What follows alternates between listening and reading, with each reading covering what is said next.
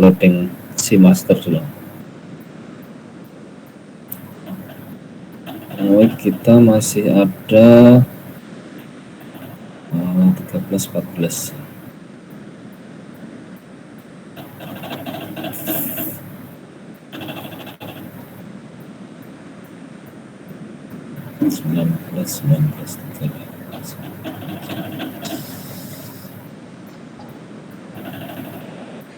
Muhammad Ashabukafi. Hadir, Pak. Oke, Rafa Nafisa. Hadir, Pak. Hadir. Sevianisa. Belum hadir ya. Aziz Hendra. Hadir, Pak. Oke, hadir. Alfi Nur Fauzia. Hadir ya. Hadir, Pak. Turkan kayaknya ada. Sikit Hanafi. Hadir, Pak. Hadir. Oke, Aziz Solihin. Hadir, Pak. Aziz. Hadir. Kadek Gunomulya. Kadek. Belum hadir ya? Hadir, Pak. Oh, hadir. Oke. Abdul Razak. Hadir, Pak. Abdul Razak hadir. Oke. Yudi Pratama belum hadir. Faiz Miftahur Rozaki. Hadir, Pak. Hadir. Silvanus Satno. Hadir, Pak. Hadir. Laurentius Julio. Hadir, Pak. Oke. Firdayu Safitri. Hadir, Pak. Oke. Silmi Utami. Hadir, Pak.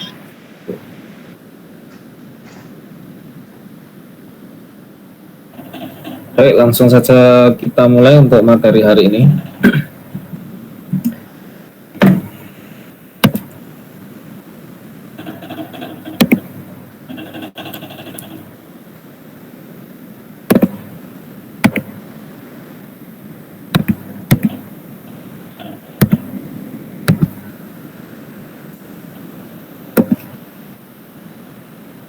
Apakah layar saya terlihat? Terlihat, Pak. Terlihat, Pak. Ya, terima kasih. Oke. Hari ini kita akan mulai mempelajari tentang statistika, dan sebenarnya ini adalah basic statistik ya, tetapi kita langsung lompat ke bagian probabilitas dan distribusi probabilitas.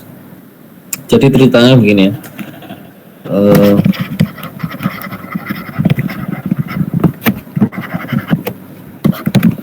Ceritanya adalah teman-teman nanti kan akan melakukan sampling atau survei untuk kebutuhan penelitian tesis. Jadi atau umum yang terjadi di lingkungan kita atau di lapangan itu, kita punya sebuah populasi yang akan kita amati itu.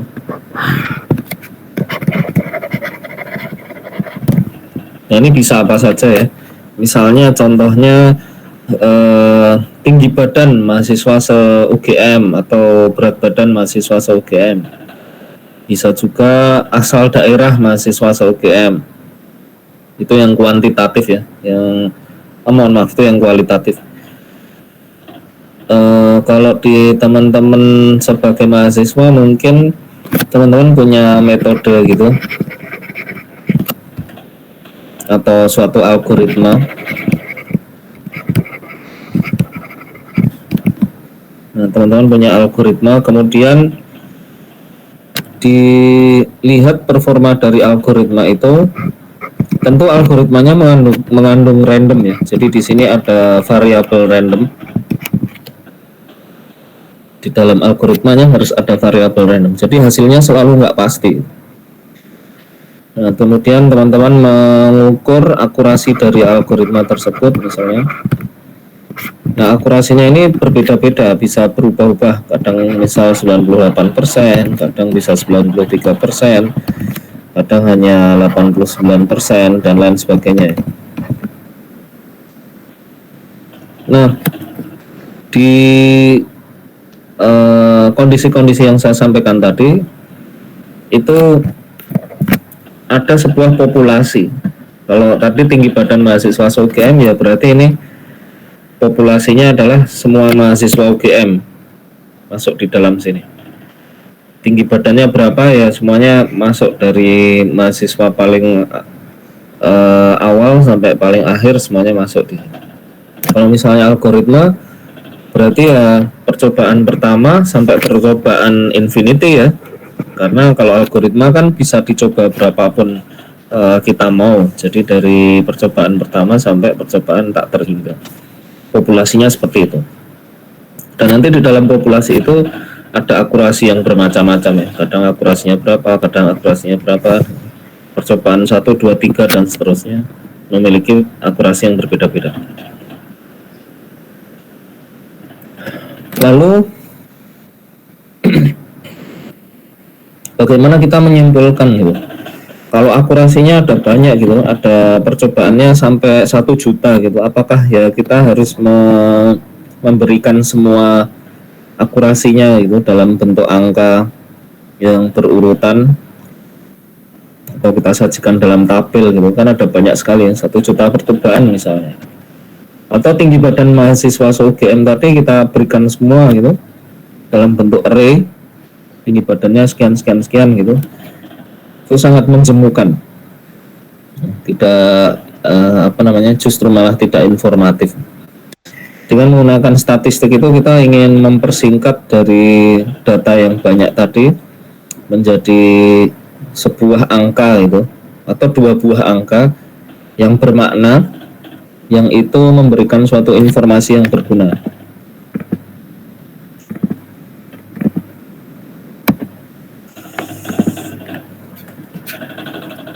Nah, caranya bagaimana? Caranya adalah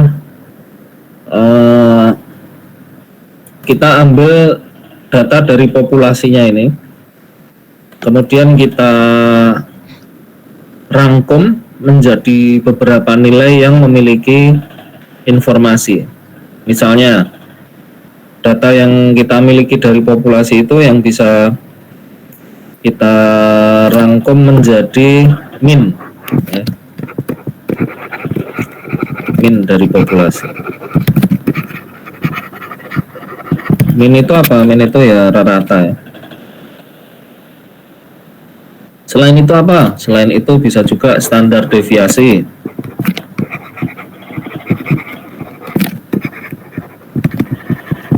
Standar deviasinya. Standar deviasi itu apa? Silahkan Anda baca di internet ya.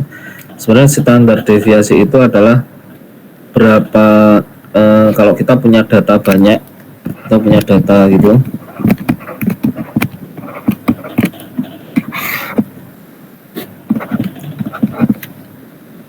kemudian kita rata-ratakan. Nah, rata-ratanya itu jatuh di tengah-tengah seperti ini. Ini rata-ratanya. Maka standar deviasi itu adalah simpangan ke rata-ratanya.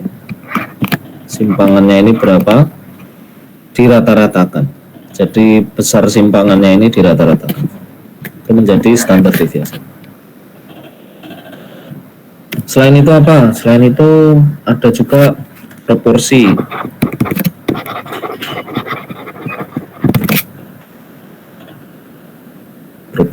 Proporsi suatu nilai tertentu ya. Misalnya proporsi yang tinggi badannya 160 ke atas. Nah, itu juga bisa disajikan dalam satu angka. Proporsi yang tinggi badannya 160 ke atas, ya berarti nanti berapa persen. Jadi suatu persentase.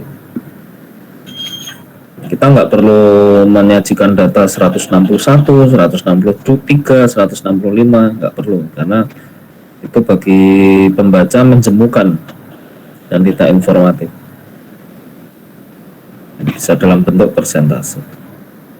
Kemudian bisa juga dengan median, nilai tengah. Ya, median ini ya sudah paham semua teman-teman. Bisa juga dengan modus, sering munculnya berapa. Ada lagi apa? Kuartil juga bisa. Kuartil. Persentil juga bisa.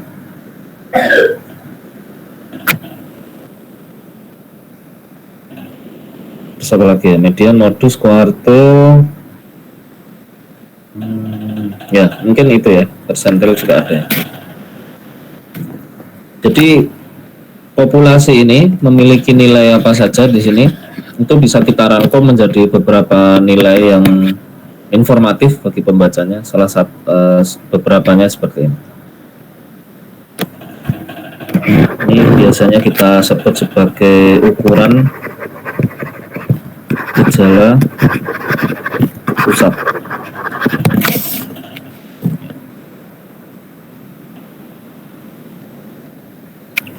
Jadi kalau kita mengetahui min dari populasi itu sudah cukup untuk mendukung keputusan yang akan kita ambil. Misalnya, oh ternyata tinggi badannya itu 170 ke atas gitu. 170 kan termasuk tinggi ya. Berarti mahasiswa UGM lumayan tinggi-tinggi gitu. Kalau membuat pintu ya harus lebih dari itu. Jadi ada decision yang bisa diambil. Ada decision yang ada diambil. Atau maksimumnya berapa? Oh ya, ini ada maksimum juga ya. Ada maksimum, ada minimum, dan seterusnya. Nah sehingga dari satu nilai itu kita bisa mengambil suatu kesimpulan atau kita membuat suatu keputusan berdasarkan nilai tersebut. Sampai di sini paham ya? Nah, ini populasi. Sama halnya dengan algoritma ini tadi. Kalau teman-teman menjalankan algoritmanya beberapa kali, kalau infinity ya mungkin sulit ya untuk dilakukan percobaannya. Mungkin ya bisa sampai 100 kali atau 1000 kali gitu. Jadi berarti populasinya nanti sebanyak 1000 kali. Tapi sebenarnya itu bukan populasi sebenarnya. Bukan populasi yang sesungguhnya. Populasi yang sesungguhnya itu ya infinity. Kalau kita hanya melakukan 1000 kali, bagaimana Pak? 1000 kali itu berarti sampel sebenarnya. Kalau kita menjalankan algoritma ini sebanyak 1000 kali, itu sebenarnya sampling. Karena sesungguhnya dia infinity, ada banyak sekali. Nah, dari sini terlihat ya, bahwa kita nggak mungkin bisa mendapatkan nilai populasinya. Dari akurasi dari algoritma tersebut, populasinya seperti apa ya nggak tahu gitu, karena kita nggak pernah bisa sampai ke percobaan infinity. Misalnya dengan contoh tinggi badan mahasiswa UGM tadi, kalau mahasiswa UGM ada 40.000 misalnya, apa kita mau survei semua? Ya bisa-bisa saja sih. Kalau survei sebenarnya mudah pakai sistem informasi gitu ya, nanti mereka disuruh input datanya. Tapi kita bayangkan saja misalnya surveinya manual ya, kita datangi mahasiswa satu persatu ini, kita catat tinggi badannya, kita ukur tinggi badannya sehingga benar-benar valid, tidak ada bias. Ya apa kita mau mensurvei 40.000 mahasiswa, pasti mahal sekali. Sehingga yang bisa dilakukan apa? Kita hanya melakukan sampling sebenarnya. Jadi ini ada populasi.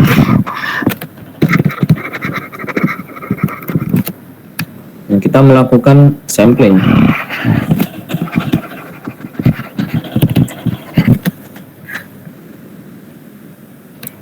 Sampling ini ukurannya tidak sebesar populasi, tetapi kita ambil dari populasi-populasi ini, dari nilai yang ada di dalam populasi, entitas-entitas di dalam populasi, kita ambil secara acak. Kemudian kita jadikan sebuah data baru gitu ya. Ini datanya ini adalah data sampling. Ini diekstrak menjadi sampel. Kalau tadi populasi itu punya min, punya standar deviasi dan kawan-kawan, ini pun juga sama. Sampel itu punya min, punya standar deviasi, dan kawan-kawan juga.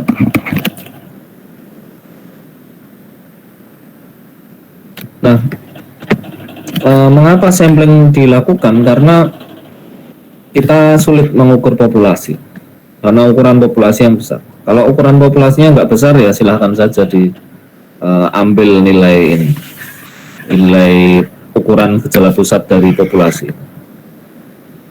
Bagus yang mana Pak? Ya tentu bagus mengukur populasi karena sesuai dengan kenyataan. Tetapi karena mahal dan sulit ya, maka harapan kita melakukan sampel, kemudian sampel itu punya ukuran gejala pusat, dan harapannya ukuran gejala pusatnya itu mendekati ukuran gejala pusat dari populasi. Mendekati. Mungkin tidak bisa sama persis ya, tetapi mendekati dengan simpangan atau dengan error yang kecil. Kalau errornya besar berarti nggak baik, berarti samplingnya salah ya, atau samplingnya nggak bagus. Kemungkinan ya kurang random atau kita perlu mengambil perwakilan dari masing-masing klaster di populasi. Maksudnya begini, misal populasi kita itu masyarakat di Sleman itu,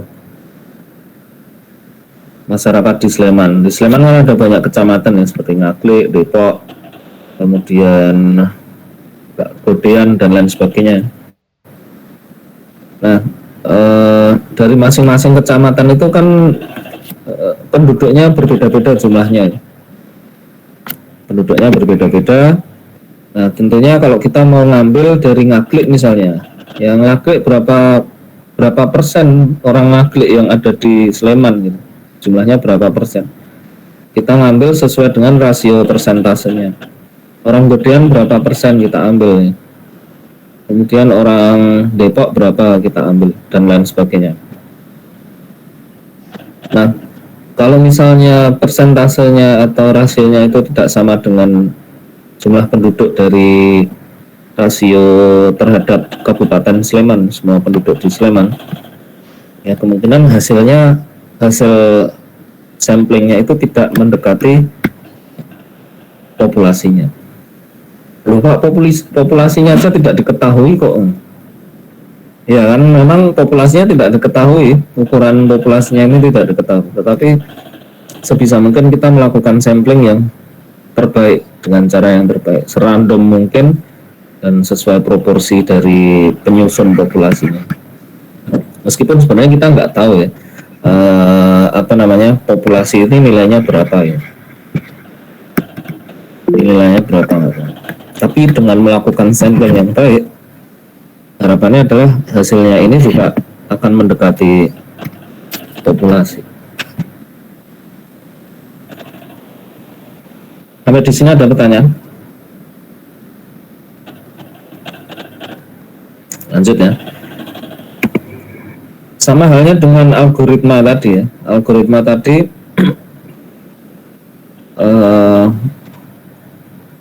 populasinya infinity, ya kita harus melakukan sampling dengan melakukan beberapa eksperimen. Nggak bisa hanya satu eksperimen saja terus kita mengatakan populasinya kayak gini. Dua juga nggak bisa. Eksperimen cuma dua terus mengatakan oh ini populasinya kayak gini. Tapi kan ada algoritma yang lama Pak. Algoritmanya itu ketika di running bisa sampai harian gitu. Ya mungkin bisa 5 eksperimen atau 10 eksperimen gitu ya, berarti 10 hari misalnya. Bisa dilakukan seperti itu.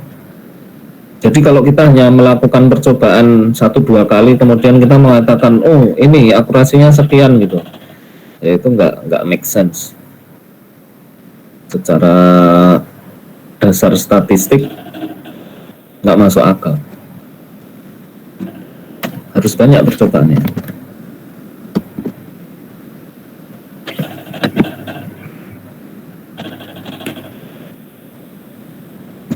Oke, paham ya. Jadi kita ingin mendekati populasi dengan sampel.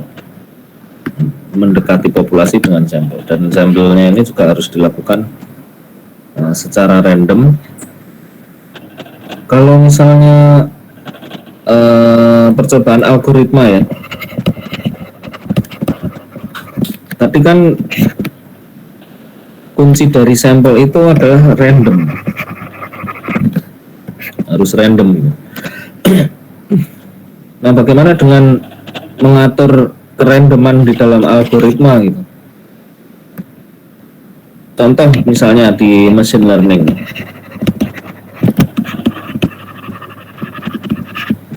Di machine learning itu ada inisialisasi parameter awal. Inisialisasi parameter awal atau kita sebut bobot awal gitu ya. Nah, bobot awalnya itu kan kita buat secara random. Nah, percobaan 1 kita random bobot awalnya, percobaan 2 kita random bobot awalnya, percobaan 3 kita random lagi, dan seterusnya. Dan randomnya ini berdasarkan apa ya, terserah. Sebaiknya ya uniform ya, sebaiknya uniform distribution. Maksudnya apa uniform distribution? Artinya kalau kita merandom bilangan 0 sampai 1 gitu, kita merandom bilangan 0 sampai 1, kesempatan 0 itu juga misalnya ini ada 0 sampai 1 dibagi 100 bagian gitu ya, berarti kesempatan 0 terpilih itu 1%, 0,1 terpilih ya 1% juga, 0,11 juga 1% juga, dan seterusnya. Kesempatan 0,99 juga 1%, jadi 1% semua. Kesempatan 1 terpilih juga 1%. Ini namanya uniform distribution. Nah, jadi nanti bobot awalnya bisa kita pilih dari 0 sampai 1 secara random ya, dengan uniform distribution seperti ini. Dapat percobaan 1, dapat percobaan 2, percobaan 3, sampai misalnya percobaan 10 gitu ya. Nah, ini insya Allah hasilnya nanti akan memenuhi kerandoman dari sampel. Sampel harus random ya, caranya seperti ini.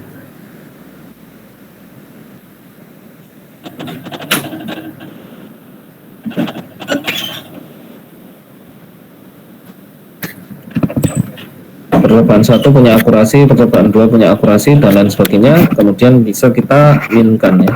Min dari akurasinya, mohon maaf, ini sampel ya. Min dari akurasinya berapa? Min sampel ini ya. Kita rata-rata. Standar deviasinya berapa? Ya, kita hitung standar deviasinya terhadap rata-rata yang ada. Nah, hasilnya ini nanti itu diharapkan mendekati populasi. Informasi ini menggantikan informasi populasi, karena memang populasinya tidak diketahui, nilai populasinya tidak diketahui. Nah, nanti orang membaca ini ya, mereka akan tahu, oh ya berarti algoritma ini memiliki performa rata-rata akurasinya sekian dengan simpangan sekian. Seperti itu. Pak, kalau rata-rata saja bagaimana? Sebenarnya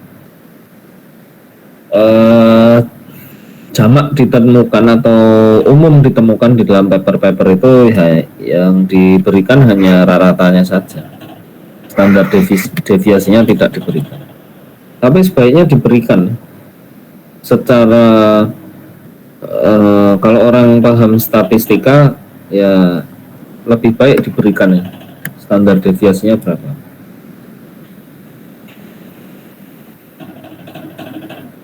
Standar deviasi itu lumayan ini ya, lumayan memberikan informasi. Misalnya, oh akurasinya 99% gitu.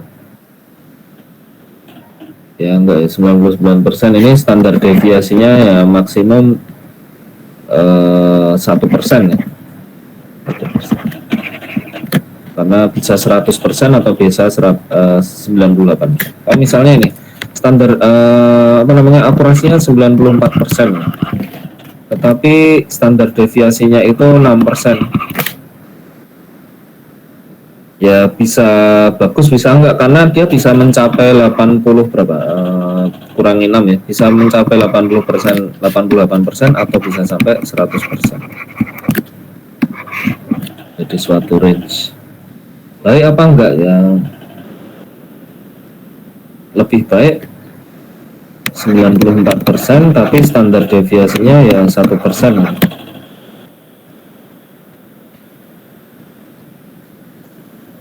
Ya, ini juga ya ini masih lebih baik karena kita minimum hanya 93% ya akurasinya. Kalau ini bisa sampai 88%.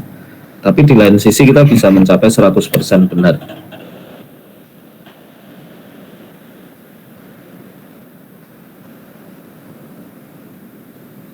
Gitu ya. Jadi untuk memberikan informasi ke pembaca itu bisa menggunakan rata, standar deviasi, dan teman-temannya ini tadi kita pilih saja. Kalau misalnya rata biasanya ditemani standar deviasi. Sebentar saya minum dulu.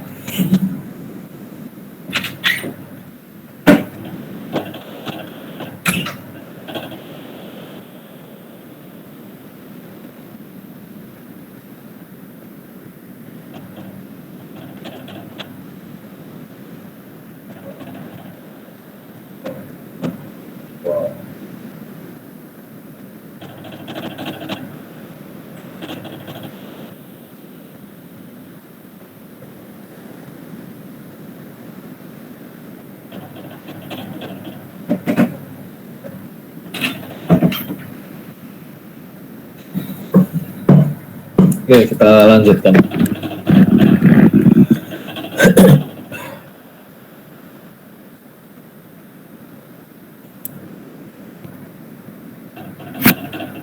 Kemudian kita ini ya, di dalam teknik estimasi tadi, ini sampelnya, ini populasinya. Misalnya kita ingin mendekati nilai min dari populasi. Berarti di sampel punya suatu min juga. Nah, apakah ini mendekati?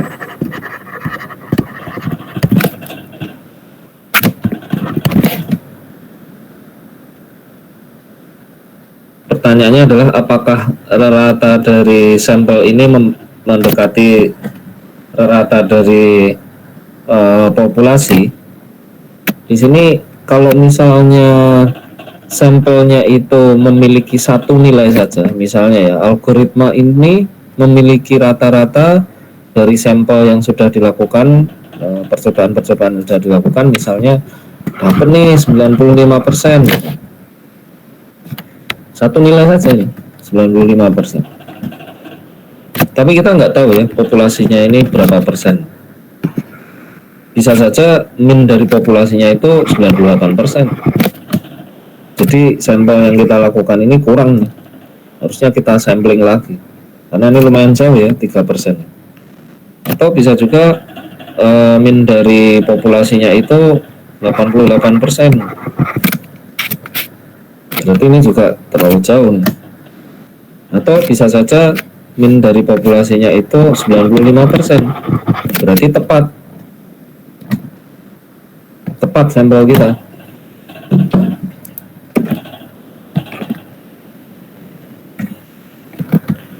Nah, untuk mengatasi ketidakpastian seperti ini, maka kita bisa mengubah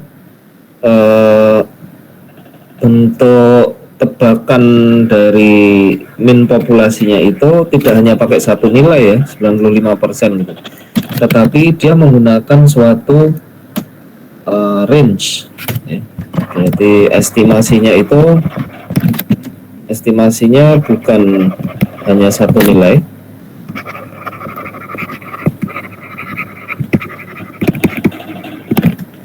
tetapi menggunakan interval.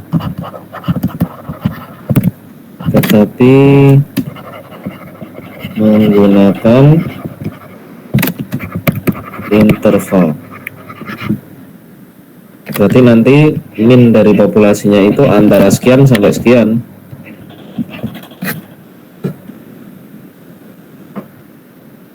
Misal ya, dari 95 ini kan satu nilai saja ya. Nah, kemudian ini bisa dikonvert menjadi suatu bentuk nilai 93% misalnya sampai 98%. Nah, ini kesempatan errornya jadi kecil karena dia berupa range ya. Jadi tebakannya salah, tebakan 95% ini satu nilai kan bisa salahnya lebih besar. Tapi kalau berupa range seperti ini, tebakannya bisa lebih akurat, errornya lebih kecil.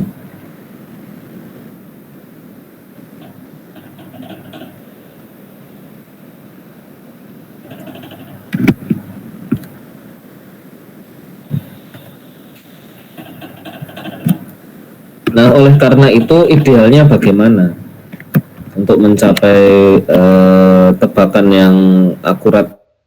Ini idealnya bagaimana?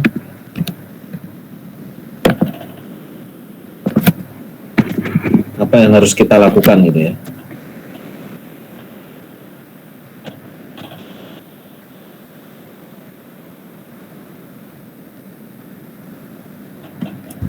Oke, kita balik lagi ke gambar populasi ini.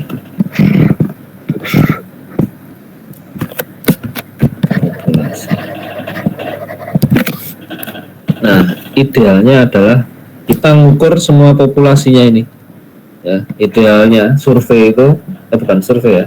Idealnya pengamatan itu kita lihat semua yang ada di dalam populasinya. Tapi tadi ya, saya katakan dari awal bahwa mahal dan juga takes time, berat dan lain sebagainya. Sehingga yang ideal itu tidak bisa kita lakukan.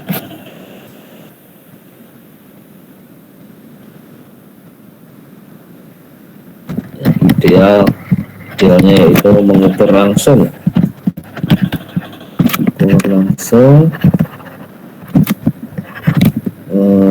entitas di populasi. Tapi ini ya mahal.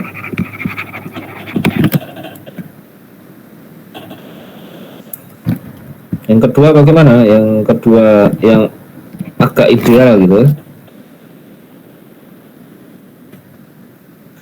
Yang agak ideal adalah kita lakukan percobaan berulang-ulang ya. Jadi kita sampling tapi samplingnya berulang-ulang. Sampel pertama ini kita ambil berapa gitu ya. Ini sebenarnya mahal juga ini. Dapat sampel pertama. Dari sampel pertama nanti dihasilkan nilai min dari sampel pertamanya apa, standar deviasi dari sampel pertama apa, dan seterusnya. Kemudian kita ambil sampel lagi dari populasi itu.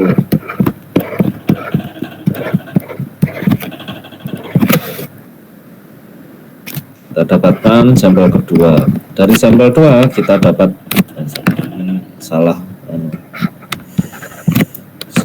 notasi ya. Ini min, ini standar deviasi. Min sampel 2, standar deviasi sampel 2. Dapat ya. Kemudian lagi sampling lagi.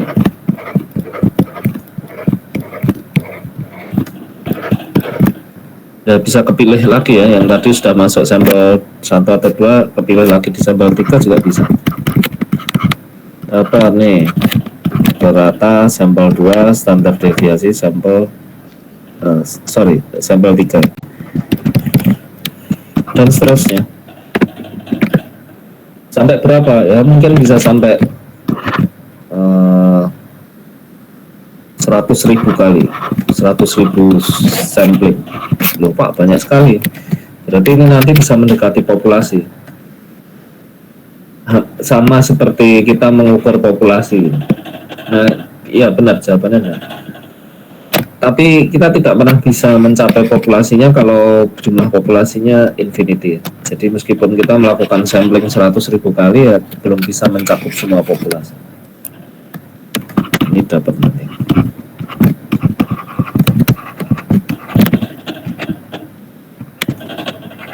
Ini ideal juga, ini nomor 2 ideal. Tapi masih mahal.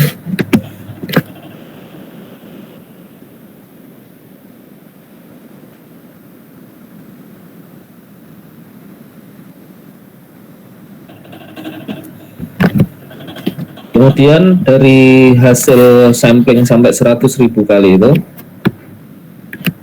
kalau misalnya kita plot ya, kita plot ratanya, kemudian ini adalah peluang kemunculannya atau frekuensi atau bisa peluangnya, peluang kemunculannya.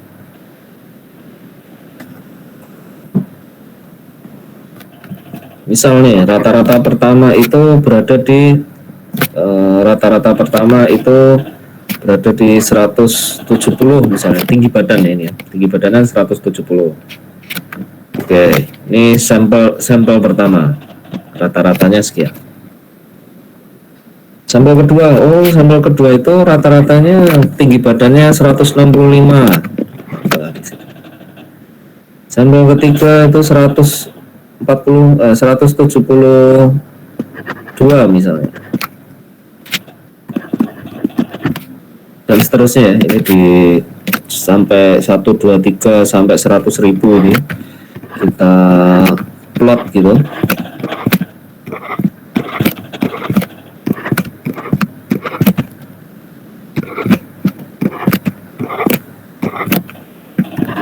Sampai 100.000.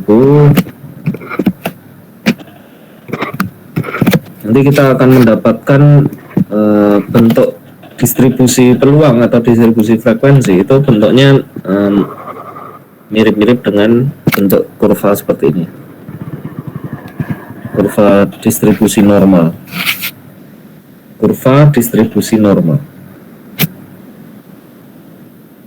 nanti kita akan mendapatkan bentuk seperti ini. Jadi ciri-ciri kurvanya adalah di situ simetri, ada garis simetrinya. Nah, garis simetrinya itu biasanya berada di tengah. Kemudian kanan kirinya ini memiliki luasan yang sama. Kurva luasan di bawah kurvanya ini sama persis.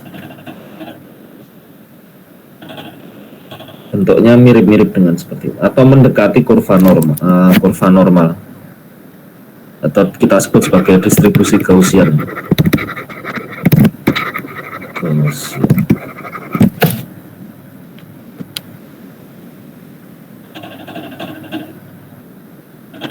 Apa mesti seperti ini, Pak? Ya, mesti seperti ini. Jadi populasinya ini bentuknya, distribusinya seperti apa? Misal distribusi dari populasinya itu tinggi badan ya, misalnya ini ya, tinggi badan, terus ini frekuensi atau peluangnya. Misalnya nih, yang tidak tinggi sedikit, yang sedang banyak, kemudian terjadi penurunan nih. Kemudian yang tinggi jadi banyak, terus yang tinggi sekali menurun nih. Misal frekuensinya seperti ini. Dari populasi tinggi badan mahasiswa seperti ini. Jadi ada dua puncak ya. Yang banyak itu ada dua ya. Yang di tengah-tengah sini sama yang tinggi sekali. Yang tinggi gitu. Nah, kalau ini kita sampling ya, terus kita hitung rata-ratanya dari tiap-tiap sampel gitu. Nanti hasilnya bentuknya seperti ini, distribusinya kan seperti ini. Distribusi apa namanya, ratanya itu akan seperti ini. Tidak hanya rata ya, ini kalau misalnya kita mau mengamati standar deviasinya,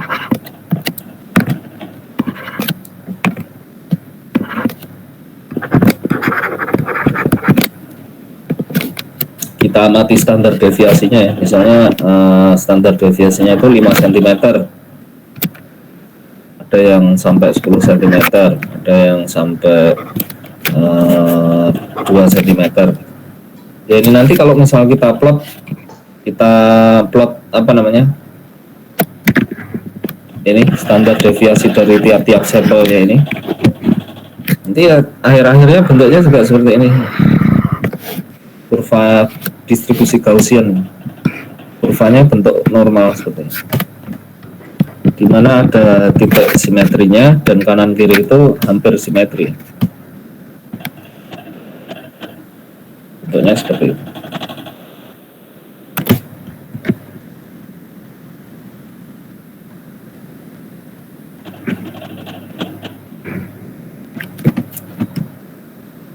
Jadi apa namanya, bentuk populasi seperti apa itu nanti ukuran ratanya, ukuran standar deviasinya kalau di sampling itu berdistribusi normal seperti ini,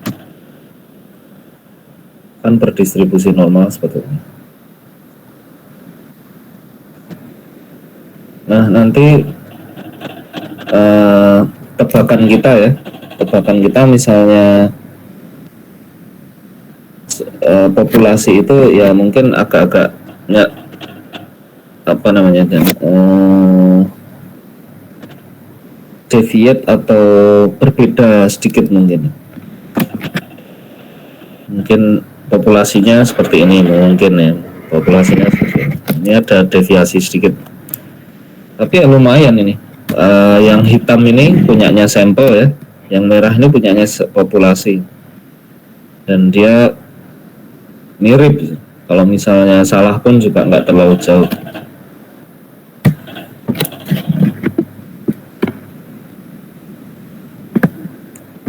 Nah sehingga menggunakan distribusi Gaussian ini nanti kita bisa membuat suatu range.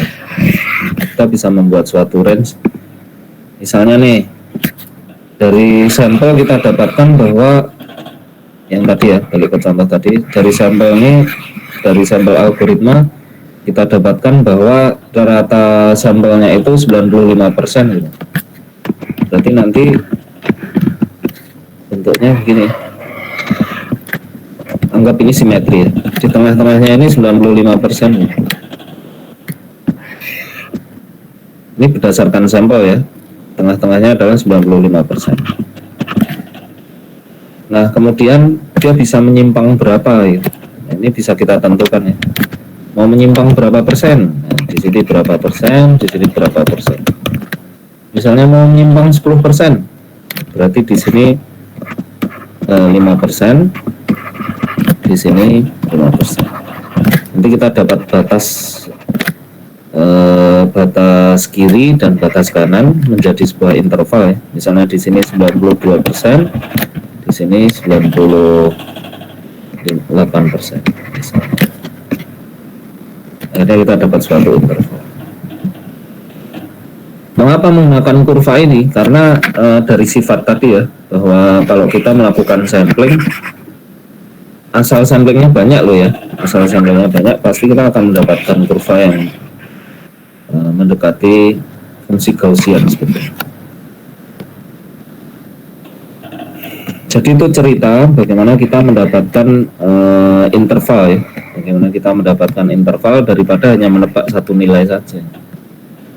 Kita menggunakan bentuk fungsi Gaussian seperti ini.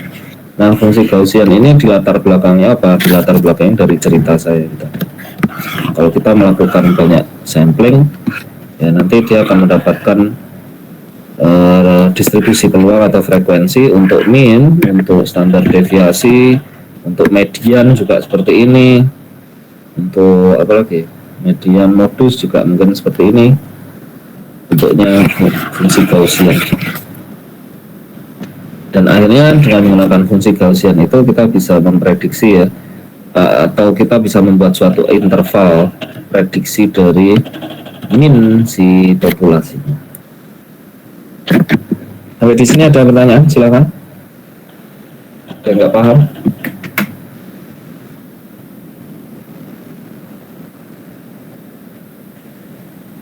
Kecepatan nggak?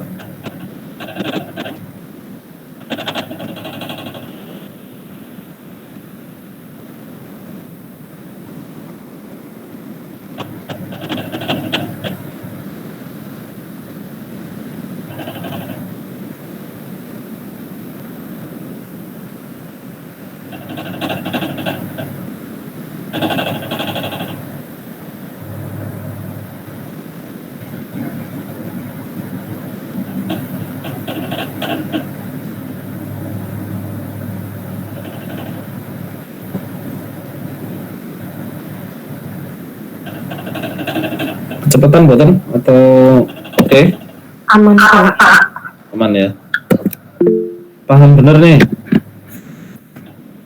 Kalau nggak ada yang apa namanya penjelasan yang kurang dipahami, silakan ditanya.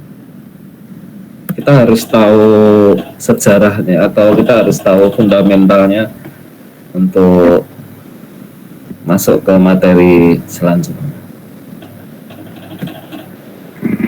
Jadi sebenarnya ini singkat ya sebenarnya. Kita itu sebenarnya mau menebak ukuran populasi ini ya. Ukuran populasi ini mau kita tebak. Dengan apa? Dengan ukuran sampel. Dengan ukuran sampel. Tapi ukuran sampelnya jangan cuma satu nilai dong. Bentuknya interval gitu. Karena kalau interval kemungkinan ya interval lebih inilah, lebih apa ya, lebih errornya lebih kecil gitu, atau interval itu lebih enak untuk mengestimasi, itu lebih enak daripada cuma satu nilai. Kalau satu nilai kan kayak kepedean, oh ini pasti 95% yang akurasi aja ya. Ya masa sih gitu. Kecuali kasih standar deviasi ya. Kalau dikasih standar deviasi ya oke-oke aja. Rata-ratanya 95% dengan standar deviasi 3%, oke, nggak apa-apa. Kalau itu jadi interval juga nanti. Nah, jangan satu nilai ya, kita kasih interval saja. Nah, bagaimana cara membentuk interval? Nah, ini cerita saya adalah dengan cara melakukan sampling sampai banyak sekali ya, dan tiap-tiap sampel diukur ratanya, standar deviasinya. Nanti dia akan memberikan distribusi peluang yang bentuknya seperti distribusi Gaussian. Nah, dari distribusi Gaussiannya ini kita bisa membentuk suatu interval. Karena sifat dari distribusi Gaussian itu dia simetri kiri dan kanan. Kemudian kita bisa membatasi intervalnya itu sampai berapa besar dengan persentase yang kita inginkan.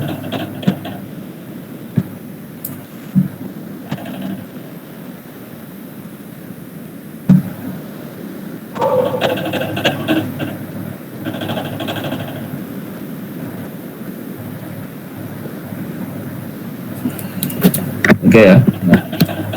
Nah, sekarang kita ingin membuktikan ini ya. Kita akan buktikan apakah benar yang saya ucapkan itu. Apa benar yang saya berikan di sini. Nah, ini nanti menjadi tugas teman-teman. Silahkan teman-teman lakukan. Ini membuat distribusi frekuensi atau peluang dari rata dan standar deviasi. Oke, ceritanya begini. Tapi kita nggak usah pakai populasi beneran ya. Kalau populasi beneran kan banyak sekali. Kita pakai pura-pura saja kita punya sebuah populasi. Namanya kita menggunakan bootstrap. Bootstrapping. Kita lakukan bootstrapping.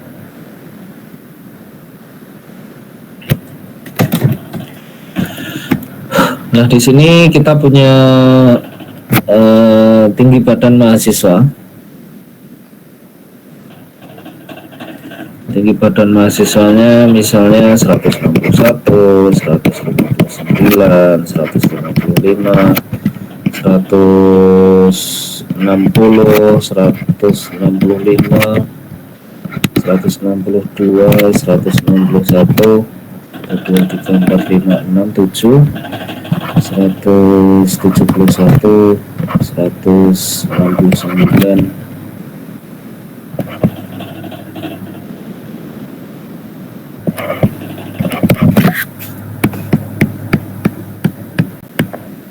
Oke.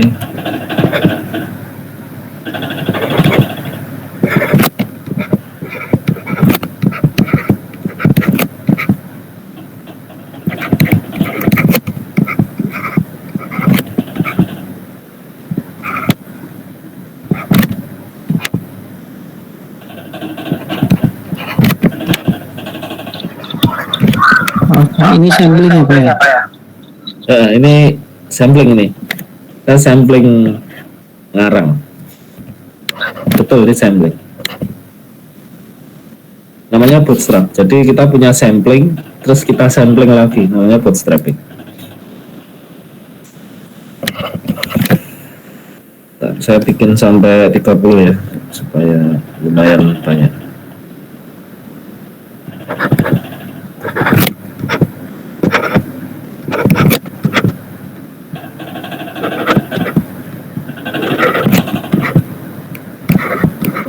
Ini saya ngarang nih, jadi tidak mengikuti sebuah distribusi tertentu.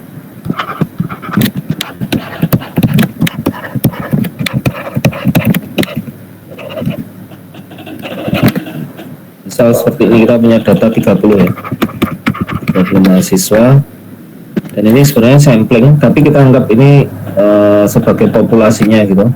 Ya nggak bisa ya, ini sebenarnya sampling. Ini sampling, terus kita coba melakukan bootstrapping. Caranya bagaimana? Caranya begini. Bootstrapping itu pura-puranya kita melakukan sampling dari populasi ya.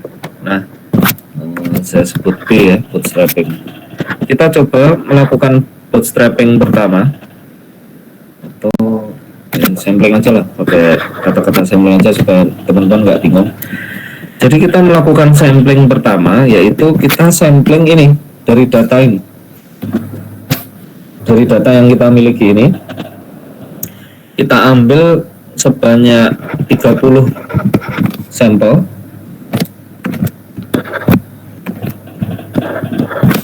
Kita ambil 30 sampel ya, diacak. Jadi nanti teman-teman silahkan mengambil 30 dari sini secara acak. Jadi ini ada 30 ya, dari 1 sampai 30. Berarti bangkitkan bilangan random misalnya, atau ini diubah menjadi antara 1 sampai 0 sampai 1 misalnya ya. Ini. Kemudian kita buat atau kita pecah menjadi 30 nih. Berarti 0 sampai 1 ini kita pecah menjadi 30 bagian supaya distribusinya uniform. Berarti ini nanti 0 sampai 333, kemudian 0,33 sampai 0,66, terus 0,66. Kalau misalnya salah nanti silahkan perbaiki sendiri ya. Jadi kita bagi-bagi menjadi bagian seperti ini sampai terakhirnya yaitu 1 ya. Oh sebentar, ini salah berarti, langsung 1.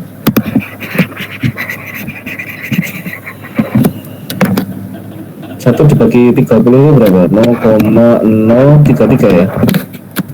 Jadi 0,033 sampai 0,066, 0,066 sampai 0,099, 0,099 sampai 0, berapa ini? 1, 0,1 tambah 33 berarti 2. 122 gini ya.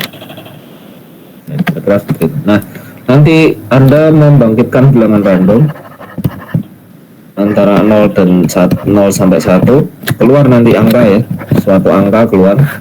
Nah, kalau angka itu misalnya berada di range ini ya, keluar angka di range ini, berarti teman-teman bisa mengambil ini 155. Berarti sampel pertama, elemen pertamanya adalah 155. Bangkitkan lagi bilangan random. Oh, dapat di sini misalnya. Berarti kita ambil 161. Sampai 30 kali. Sampai 30 kali dipilih dari sini. Loh Pak, berarti bisa terpilih 2 kali, lebih dari 1 kali Pak? Iya, boleh. 155 terpilih 3 kali, boleh-boleh saja. 175 terpilih 7 kali, boleh-boleh saja. Tidak apa-apa. Nah, kemudian kita hitung sampelnya ya. Sorry. Kok sampel? Rata-rata, mohon maaf. Kita hitung rata-ratanya dan standar deviasinya. Kita hitung. Sama-sama S ya.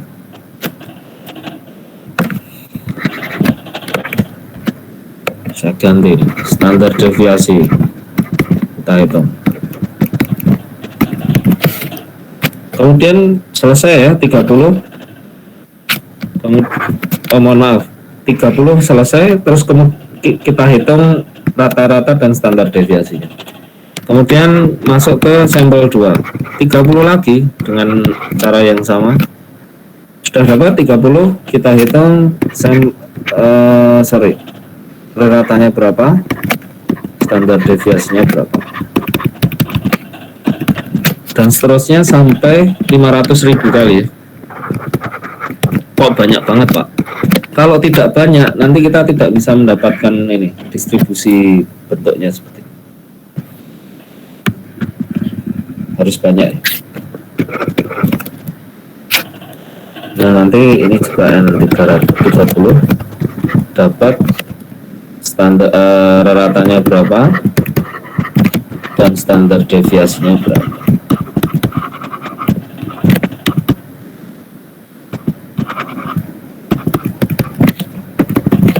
Setelah itu plot, teman-teman plot. Ratanya diplot di sini ya. Ini frekuensi kemunculan atau peluang. Dan ini adalah tingginya. Oh, maaf, nggak pakai 1 ya. Nggak pakai 1. Jadi tingginya berapa? Tingginya berapa? Frekuensi kemunculannya berapa? Rata-rata tinggi ya, mohon maaf. Jadi nanti silahkan teman-teman lihat hasilnya nanti seperti ini. Kemudian standar deviasi juga diplot.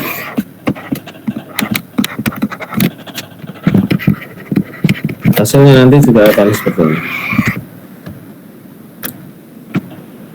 500.000 ya, berarti di sini nanti isinya adalah 500.000 percobaan.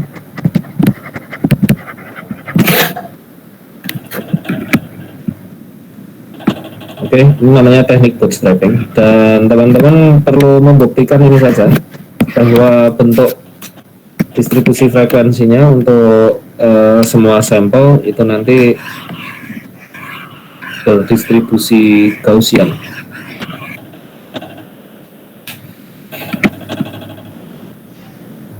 Oke, sampai di sini ada pertanyaan?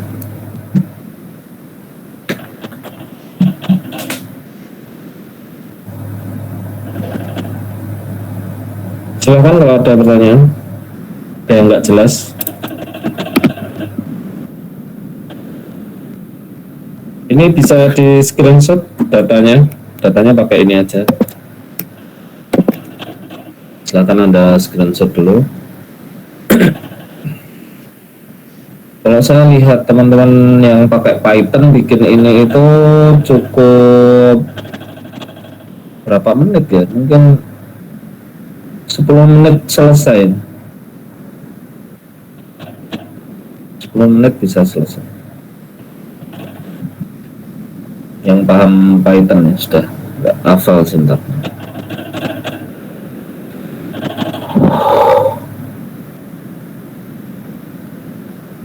Sebenarnya saya ingin membuktikan banyak hal ya, selain min, standar deviasi, juga bisa mediannya, bisa modusnya gitu. Tetapi dua ini saja cukup ya, karena nanti yang biasa kita pakai dua ini. Kalau teman-teman penasaran boleh-boleh aja, nanti median, modus gitu, kan tinggal panggil fungsi ya, tidak perlu menghitung median, bikin sendiri programnya, kan enggak, bisa langsung panggil fungsi. Coba aja, nanti diplot juga bentuknya ini enggak, normal enggak, atau Gaussian, distribusi Gaussian enggak.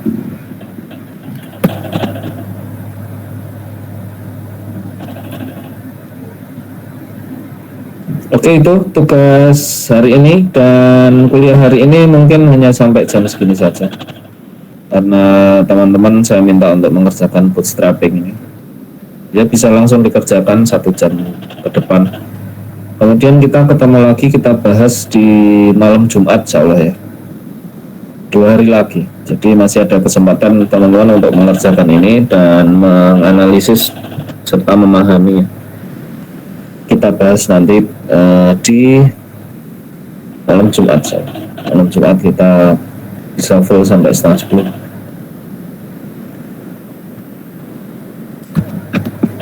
Oke, sebelum saya akhiri ada pertanyaan, monggo. Mohon maaf. Tadi saya agak telat panggilnya, jadi belum presensi Pak. Oh, siapa namanya? Selvianisa Cahyana. Siapa? Selvianisa Cahyana. Oh iya. Oke, nanti kita absen. Baik Pak, terima kasih. Oke, sama-sama. Oke ya, sudah paham semua? Pak, izin bertanya Pak, Ya. untuk pengumpulan tugasnya sama pengumpulan itu gimana Pak? Kalau saya boleh tahu. Nanti kita bahas pas malam Jumat saja. Jadi dikerjakan dulu. Nanti pas hari Jumat kita bahas pengumpulannya di mana. Baik Pak, terima kasih Pak. Oke, sama-sama. Yang penting grafiknya ya. Grafiknya ada, kemudian kodenya seperti apa. Nggak perlu analisis, nggak perlu. Karena saya anggap teman-teman sudah paham analisisnya dari keterangan saya. Oke, mungkin itu dari saya. Kita insya Allah ketemu lagi di malam Jumat besok selesai insya Allah. Terima kasih atas perhatiannya. Selamat beristirahat. Assalamualaikum warahmatullahi wabarakatuh. Waalaikumsalam warahmatullahi wabarakatuh. Terima kasih Pak.